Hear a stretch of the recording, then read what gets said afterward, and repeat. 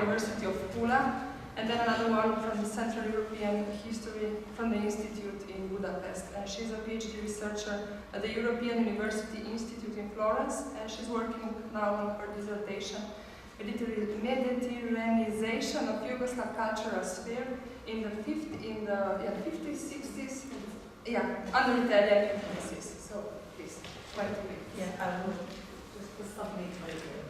So thank you for the introduction. Just a spoiler alert, I'm not going to mention Habsburgs. So I'm skipping a bit in time and we're going straight to late 1960s. This is just a really small case study that I'm doing for my dissertation, which you heard the title, I'm not going to dare to repeat it myself. And just a small kind of idea what I'm working on. I'm going to skip to the first three slides. So the first, basically what I started is, my hypothesis that basically Yugoslavia during the 50s and 60s that Yugoslavia during the 50s and 60s developed the so-called Mediterranean identity in cultural spheres. And here I put a map of Yugoslavia, basically as a kind of contested space between the Balkans, the Central Europe, and the Mediterranean, which also comes from the 19th century, first part of 20th century, then later, even after the dissolution of the country and the notions of what these terms actually mean and how the new countries are defining themselves. I'm also interested in popular culture and socialist system, especially in Americanization and Westernization, and which is for Yugoslavia really important and extremely under-researched is basically Italianization and the way Italian popular culture influenced Yugoslavia, as well as then as a part of the third way of dealing with the Cold War culture. Cold War is basically democratization of culture and the implementation of self-management in cultural sphere, and then of course the idea of socialist modernity, which is kind of contrary to the folk culture. So basically the idea of what should be the Yugoslavic specific culture that should kind of create supranational identity, overcoming all the complexities in the country, as well as how Yugoslavia should represent itself to the Western and Eastern world, and then also non-aligned world. So here I'm basically trying to develop the idea of the Mediterranean and Yugoslavian popular culture. It's really striking when you start working on Mediterranean in a contemporary history, and then you realize there's literally nothing written, and Brodel is so influential, and no one dares to touch him, but because he cannot be implemented in the modern, urban, globalized world, people just really avoid it. There's not even one single book about Mediterranean tourism, which is really, really weird. So basically I started working on my case studies. I worked on popular music, which is in Croatian known as Zavorna music, Opatija Festival and Adriatic Melodies as two important ones, and you can already see they're both really connected with tourism and they're placed on the coast. And then of course mass tourism, which develops in 50s and later 60s with opening of the borders, etc. etc. So today I decided to show you a small case of a TV series, Naše malo mesto. I hope at least some of you are familiar with it, some of you watched it. If not, I hope you will get at least some idea what is it about. It was made it started being in 1969 and it was shown on television in 1970, 1971. Throughout whole Yugoslavia, it was known as the best TV show. It got the awards of annual Yugoslav Radio Television Awards in Bled. And also, it was basically the first TV series that kind of got Yugoslav global support, both from critics and also from the viewers. And you will find out specificities, but I just wanted to, because I'm always expected to, when you work on popular culture, to show something. I'll just show you the intro song. Here you have really bad literal translation, but also come to the sociolinguistic problems and problems of translating stuff. Ako naše malo svišto vystavíme svoje stváry. Llevo por tema mi arriba canéis porque gatone. Ako naše malo svišto vystavíme svoje brige. Svoje stoveny beželione stvári, svoje kapione.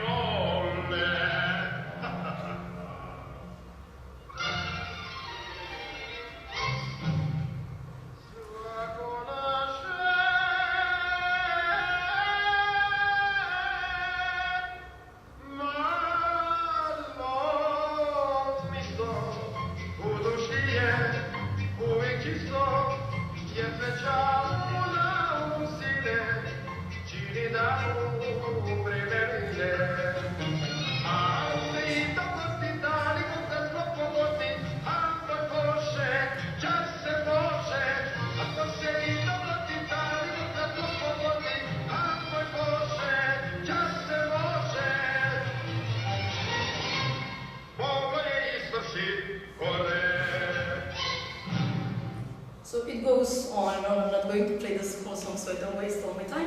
You could see already some scenes. You could hear the language for those of you who understand. So you can see it's in dialect, and you could see the main characters. I here got the 4 main ones. So it's Luigi and Peppina, the old couple. Luigi is the doctor of the village. He's also really influenced by Italian high culture. He reads Dante, everything, and this is his unmarried companion, which is really part of really interesting things. So they live together, and she is kind of really modest, but also really middle class woman.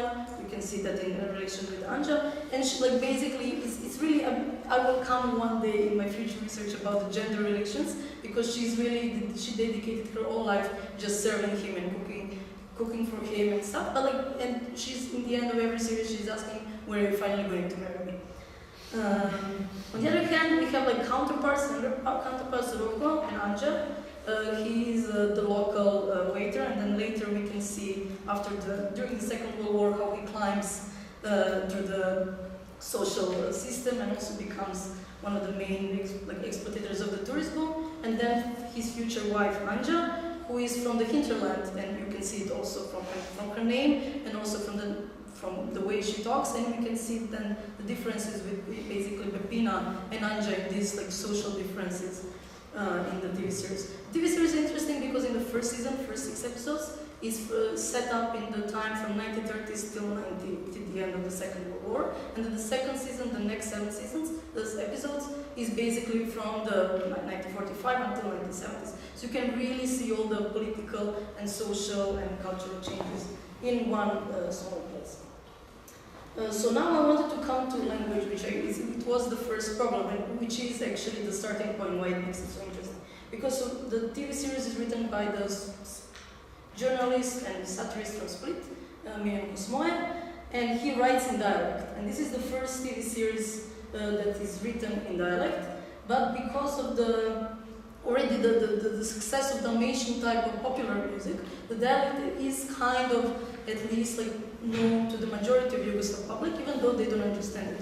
It's interesting, the same year, Croatian, actually TV Zagreb, makes another TV series in Krekavian dialect, Meashi.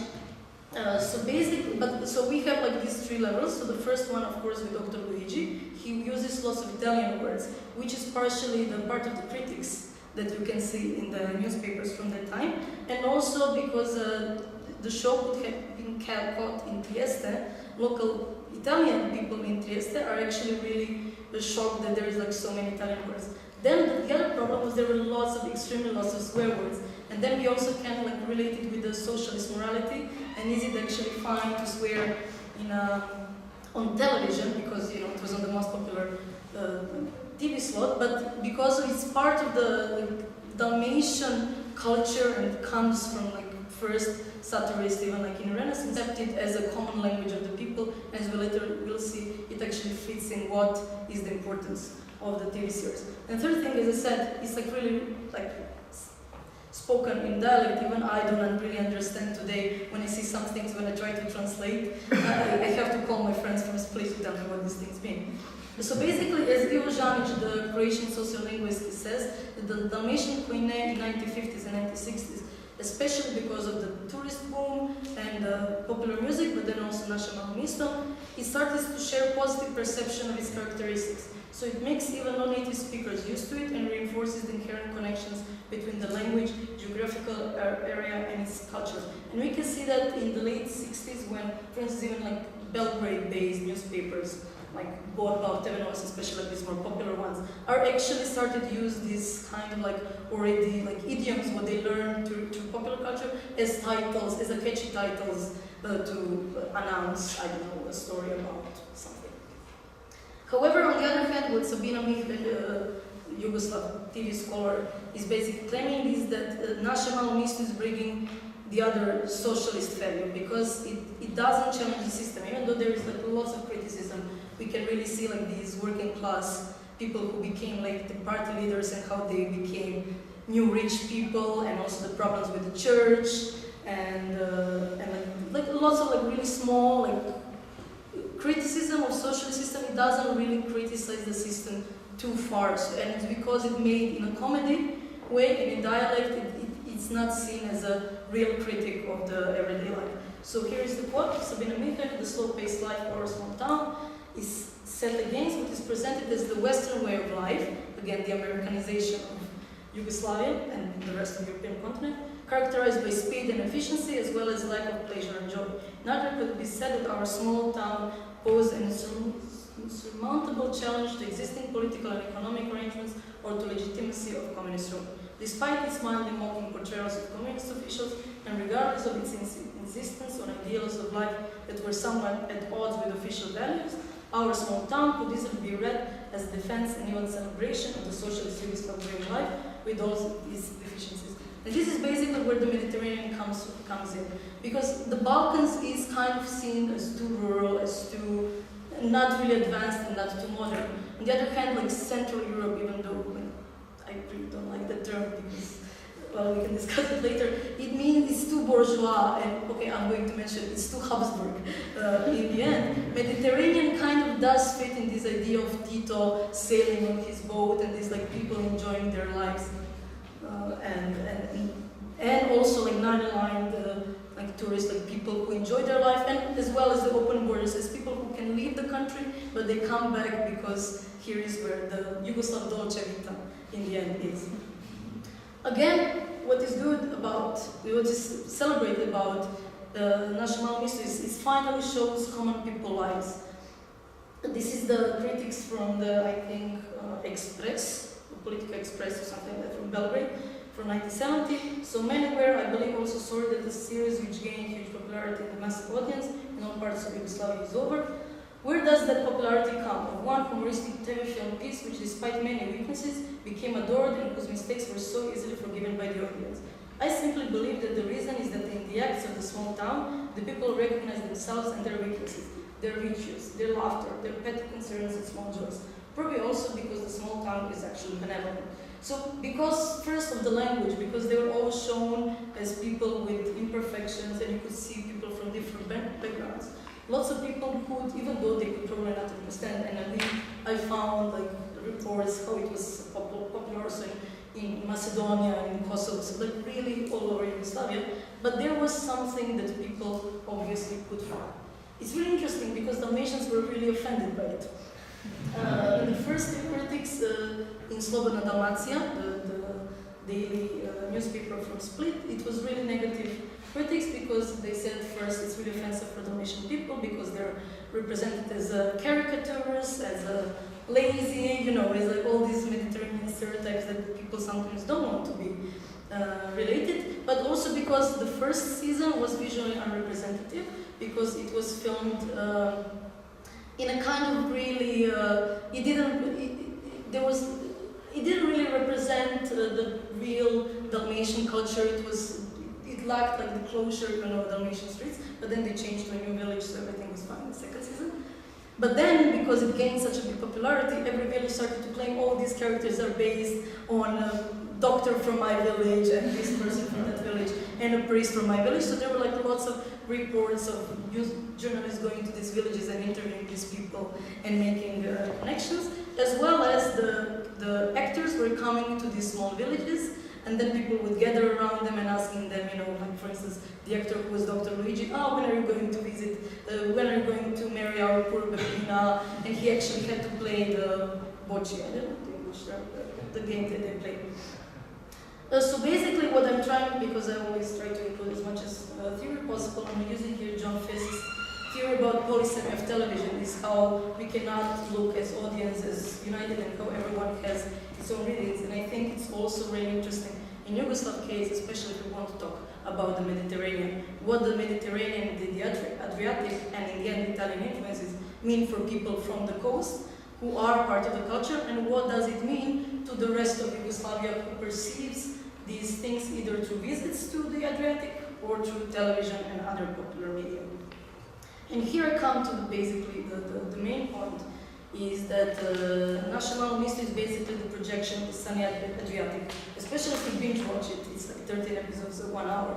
You realize it's like really rarely there winter, or raining. So basically it really shows this, you know, like always sunny with the sounds of the sea and just like really Mediterranean sphere with like lots of people just drinking wine, relaxing, walking down the sea, talking, seducing. There is lots of sexual remarks.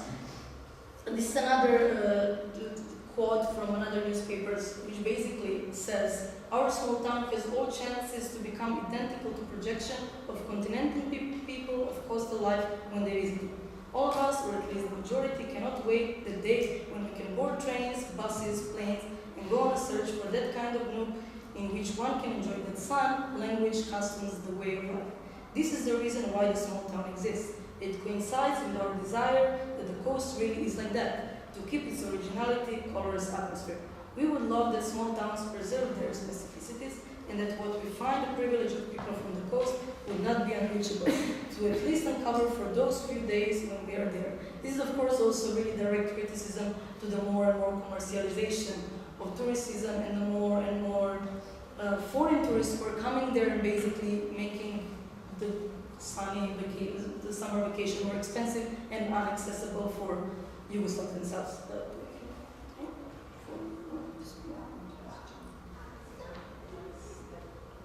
Okay, I just want to show really small video of, because like it lasts for 1 hour. So there's really long scenes in which nothing really happens, like in this one. Ecco così, dolce caucaraccio, brava, sì, bravo, hai baci tu,